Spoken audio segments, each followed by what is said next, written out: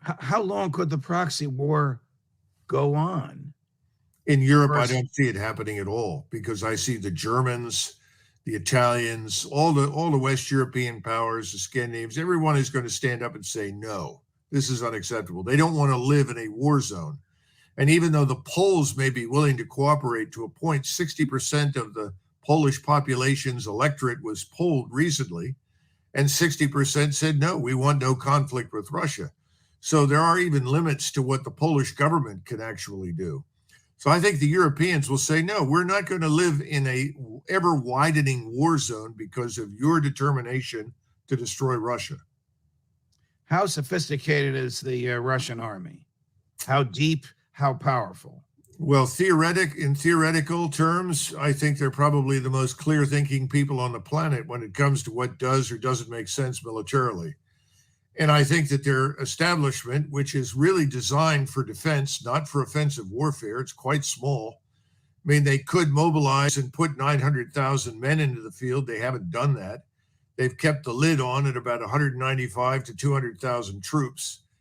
And they've moved much more effectively, I think, than we're giving them credit for. It's very hard to get hard information. And the information war being waged out of Washington and New York City and London is just staggering. The claims that we made at the beginning that the Russians were losing, they're being driven out. I mean, all of that has obviously been nonsense. None of it is even remotely true. So I think the Russian army is quite capable of defending Russia. Now, if you're going to ask, could they launch an offensive against NATO? I would say no. They simply don't have enough forces. I don't see any evidence that they're interested in doing that either.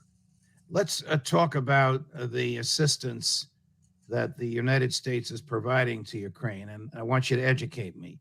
Is there a difference between offensive weapons and defensive weapons, or is this just a media terminology that we're suddenly beginning to hear? I think that's really largely media terminology because in the final analysis, everything depends on the employment of the weapon system. Now, if you're talking about mobility and armored protection, these kinds of things that give you a greater edge in offensive operations, that's different. But I think for the most part, what we're talking about is how will you use what you've got?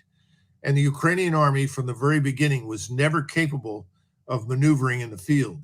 We know, for instance, that there has not been a single counteroffensive on the operational level launched by the Ukrainians. They can't do it.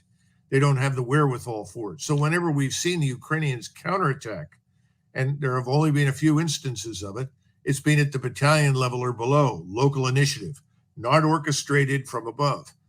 I think we need to understand that. That means the Russians have effectively been able to maneuver and move across eastern Ukraine with almost no interference at all. So from the very beginning, within the first 2 weeks, it was obvious that this could not be won by the Ukrainians, despite what we were being told.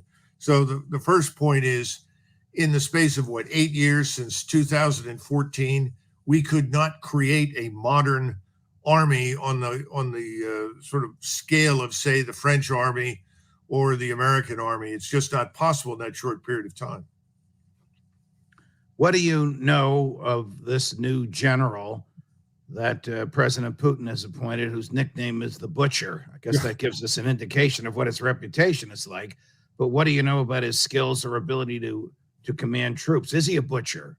Well, I recollect that someone was impressed with a General Mattis that was referred to somewhere by someone as Mad Dog.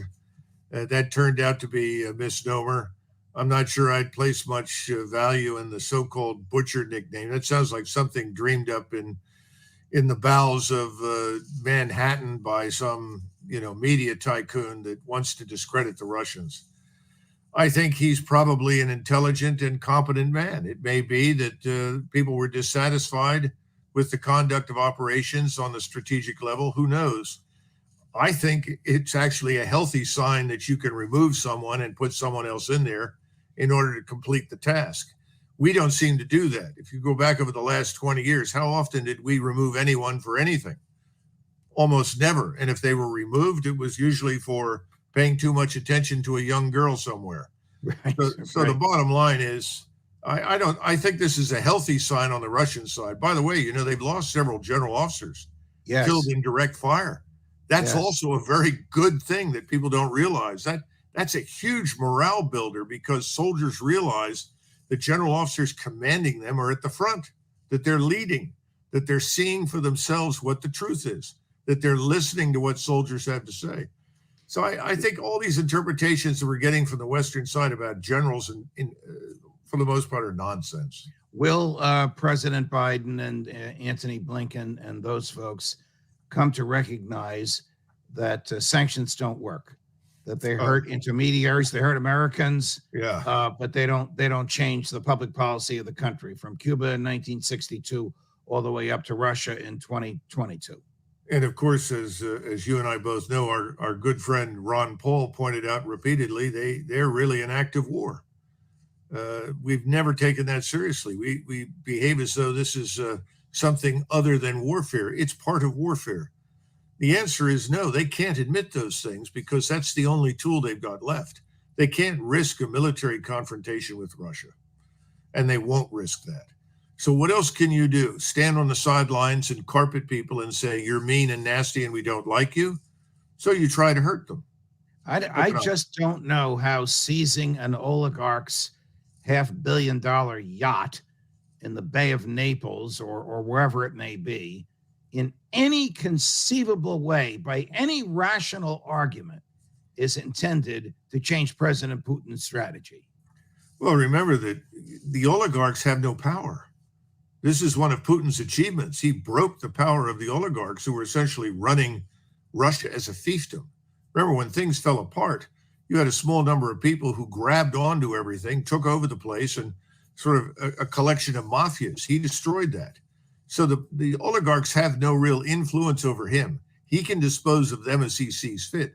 So the notion that if you put pressure on the so-called evil oligarch, that he's going to demand that Mr. Putin capitulate to us is absurd. I guess it's another feel-good move. George Kennan used to say that most of what we do in foreign policy is designed to make ourselves feel good, Judge. It's not designed to achieve anything. How does this realistically end, Colonel? Well, I think you're seeing the end right now in the sense two ways. First of all, there's less and less coverage of what's happening in Ukraine. If you turn on any of the mainstream news media, it comes up, but not as it once did, which was effectively all the time, every hour something.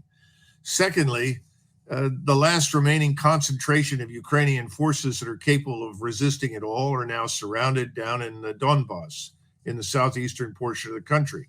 They have no way to escape. And it seems as though Mr. Zelensky has decided to sacrifice them. So I suspect that this 50 or 60,000 person concentration will be annihilated, unless, of course, they surrender. And by the way, the Russians have not mistreated people that surrendered. They have not shot surrendering soldiers. The Ukrainians have shot surrendering Russian troops, but the Russians have not shot surrendering Ukrainian troops. And again, this is part of this narrative. We don't have truth, Judge. We just have a narrative. And we hear this relentless narrative of Russia is evil, Russia is corrupt, anything they say is wrong. And on the other side, there is this pristine, saintly organization known as the Ukrainian government. And whatever it says is gospel. Well, this has got to be motivated by the American intelligence community, which has a major investment and deep-rooted stake in demonizing the Russians and has since the end of World War II. Yeah, well, it certainly looks that way.